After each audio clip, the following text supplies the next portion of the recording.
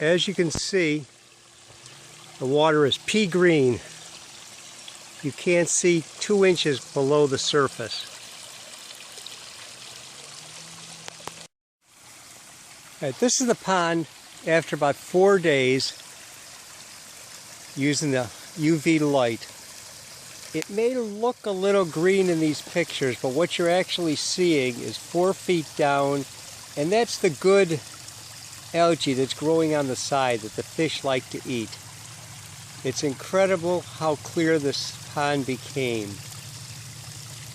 What I used was a UV light I got from American Aquariums. It's called the TMC Proclear UV 30. It's a European light. They say 6,000 UK gallons and 3,000 UK gallons per minute with a flow rate. Now my pond is 2,900 gallons. And I have a pump that puts out 4,700 gallons a minute, which is way too much. I was very leery about a 30-watt UV light when everybody else was telling me 100-watt, 80-watt, and the prices were upwards of $800. This unit here that I bought from American Aquariums, USA model, was something like $269 or $270 delivered. It's got a low pressure UV light, which is what you're looking for. It doesn't take a special bulb. You can buy any 30-watt UV bulb, and it's good for 7,700 hours.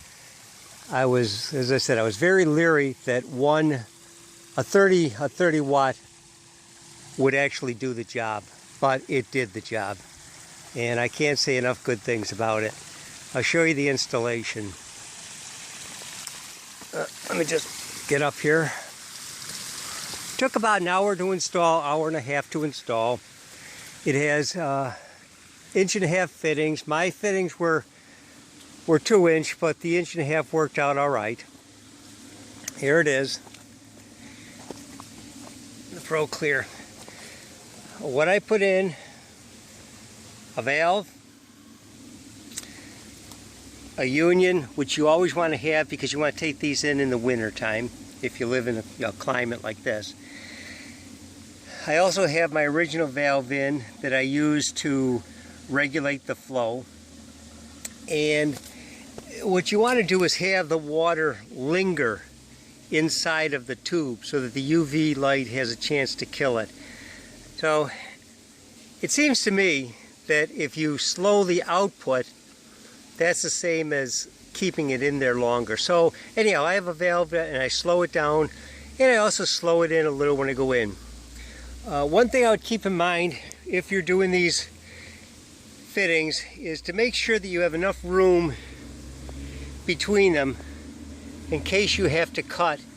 You can put a coupling in, and you won't lose your whole valve, or any of the other expensive parts. So just make sure that you have enough space between so you can cut. And as you see on the side, that's exactly what I had to do. After I put it together, I forgot to put this on, so I had to cut it, slip that on, glue it back together. And had I not left enough room for it, then I wouldn't have been able to do it. I would have lost at least my union. All right, this is my filter. In it, I have some of this blue cloth that you get on Amazon.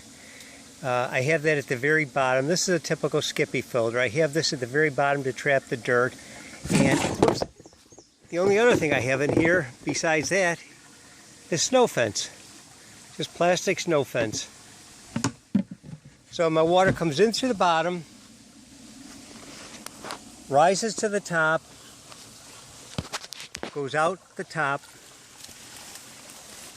and over to the waterfalls.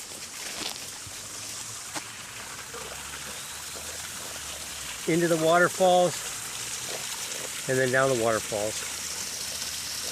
So it works good. And if you're sick of looking at green water like I was, invest in the UV system, and you'll be happy that you did.